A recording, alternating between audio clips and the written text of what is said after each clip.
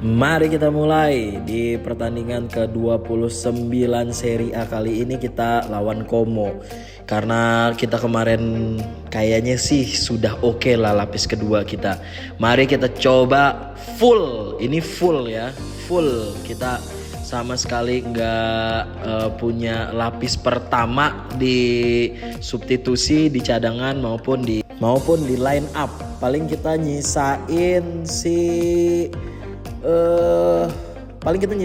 Nunes aja dah sama Mancini, karena Nunes sama Mancini buat jaga-jaga kalau misalnya nanti kita bener-bener buntu dan kalau misalnya nanti kita bener-bener dibombardir sama si Como ini.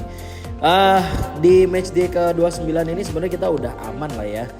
Peringkatnya juga udah ada di peringkat 1 terus sama Juventus atau Milan gitu. Ini ada di sekitar selisihnya 2 sampai 5 poin. Jadi kita masih punya tabungan dan kita hari ini melawan Cesc Fabregas. Jadi buat teman-teman yang pengen nge-develop pemain cadangannya biar nanti pemain cadangannya juga punya daya jual gitu ya. Jadi mau nggak mau kalian juga harus mainin pemain-pemain lapis kedua kalian, karena biasanya sharpness sama market value-nya nanti dia bakal naik dari situ. Itu adalah tips bagi kalian-kalian yang pengen juga punya tabungan, karena kan paling nggak kita tetap pengen pemain cadangan kita ini punya harga yang lumayan gitu ya, maupun nanti dijual maupun nanti ditukar sama pemain yang pengen kita beli kayak gitu. Jadi pemain-pemainnya tetap punya harganya, dan biar nanti kalau misalnya di jendela transfer udah terbuka, pemain-pemain lapis kedua kita juga laku di dagangan kita gitu, nggak cuma pemain lapis pertama kita. Oke, mari kita mulai lawan Como yang kayaknya bakal menyulitkan kita, karena biasanya kalau misalnya pakai lapis kedua ini akan lebih berat dan akan lebih sulit aja gitu ya, karena kita punya Nunes, punya Dybala, punya pemain-pemain yang kayak Dobik gitu yang bisa merangsek ke dalam, dan sekarang kita nggak punya gitu. Jadi kita main santai aja, main jangan sampai buang-buang kesempatan dan jangan sampai lengah. Di menit ke-35 juga kita masih belum bisa membuka keunggulan dari Becker, tapi masih bisa dimentahin sama kiper dari Como. Bagus banget tuh. Aduh, benar-benar kena badan dia. Jadi memang kita harus benar-benar punya kesempatan yang bagus banget tuh, lihat. Ya karena mungkin lapis kedua ya. Jadi tendangan-tendangannya tidak akurat, karena biasanya kita punya Kone, biasanya kita punya pemain tengahnya Dybala gitu, yang juga punya tendangan yang akurasinya cukup bagus. Jadi kalau lapis kedua ini harus sabar-sabar. Di babak pertama kita punya ball position yang cukup tinggi, tapi tetap aja kita masih belum bisa membuat keunggulan di babak pertama ini. Dan kayaknya kita harus masukin Mancini sama Nunes, karena takut-takut nanti kita malah kebobolan dan gak bisa ngejar gitu ya. Jadi kita harus punya keseimbangan di dalam menyerang dan juga bertahan gitu. Jadi ya strategi juga harus dimainkan untuk pemain-pemain yang memang tidak bisa kita andalkan. Nah tuh dia, baru kita bilang tadi Nunes adalah kartu as kita sih. Mau gak mau 23 pertandingan dia menyumbang 13 gol, karena memang dia menjadi pelayannya Dobik. Jadi ya lumayan lah untuk ngelapis-lapisin. Tapi kalau Nunes ini sih emang bagus banget sih. Kaki kanannya bagus, kaki kirinya bagus, penampatan bolanya bagus, speednya bagus, dan terlebih dia ini shootingnya kenceng dan akurasinya bagus. Terima kasih Darwin Nunes. Tapi ada kesalahan yang kita buat, akhirnya dia punya peluang gak jauh dari kotak penalti. Aduh, berhasil diselesaikan dengan sangat-sangat manis. Siapa nih? Nico Pas ya. Jadi memang kita harus Jadi memang kita harus hati-hati sih sama si Como ini. Mau gak mau kita harus benar-benar main lebih disiplin lagi dan main lebih rapih lagi. Cesc Fabregas tadi seneng banget tuh bisa nyamain kedudukan. Kita main lagi dari awal pelan-pelan.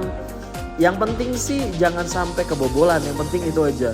Karena mereka juga kayaknya udah mulai bangkit nih, udah mulai bisa ngebuat peluang-peluang yang bagus. Tapi kita punya Darwin Núñez, itu dia.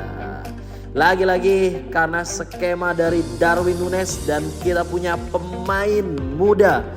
Baru 3 penampilan dan 1 gol, menurut saya ini cukup efektif. Yang tadi saya bilang ya, pemain-pemain muda harus punya kesempatan, pemain-pemain muda harus diberi jam dan menit bermain yang tinggi biar dia punya development yang bagus gitu. Terlebih nanti dia punya overall yang naik dan bisa kita jual. Itu sih yang penting. Dadah Cesc Fabregas. Di menit 75 ini kita masih belum bisa main lebih santai karena kayaknya mereka udah mulai nemu ritmenya. Jadi tuh kan, kenapa sih ada kesalahan-kesalahan seperti itu? Hei, siapa itu? Mancini ya? Padahal Mancini harusnya sih lebih bugar, Mancini atau Hermoso. Kalau Mancini besok kamu nggak saya mainin ya. Kok bisa-bisanya sama Belotti, sama mantan nih sama Belotti malah dikasih kesempatan kayak gitu. Oh, Nico Pas malah dikeluarin. Di menit 84 kita bermain imbang. Allahu Akbar. Ini dia yang saya bilang, menit-menit rawan. Jangan sampai kita gak disiplin, jangan sampai kita ngebuat kesalahan yang bodoh. Dan harusnya sih bisa. Aduh, dia jatuh, siapa itu? Galeno tuh ya. Aduh, mana kosong banget lagi, nggak ada yang nge-cover sama sekali. Belotti itu ya, Belotti atau siapa itu?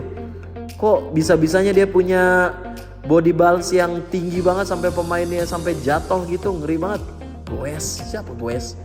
Ya kita mari pelan-pelan aja di menit 87. Ayo Núñez, ayo Becker, tolong, Bismillahirrahmanirrahim. Ya, itu dia guys, Núñez. Keren banget nih orang. 1 assist dan 2 gol untuk pertandingan ini. Terlebih dia masuk dari pemain pengganti. Terima kasih Núñez.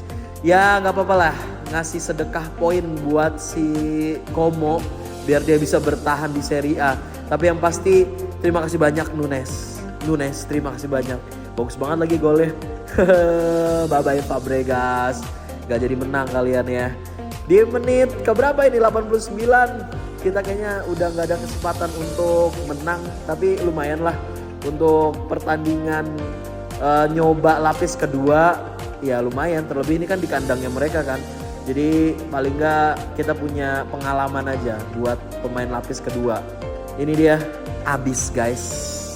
Jadi untuk teman-teman yang memang lagi nge-development tim dan pemain, mau gak mau kalian harus pintar-pintar untuk menyimpan tenaga dan pintar-pintar untuk menyelipkan. Kayaknya nih harus mainin lapis kedua biar lapis keduanya juga jadi lebih bagus gitu ya.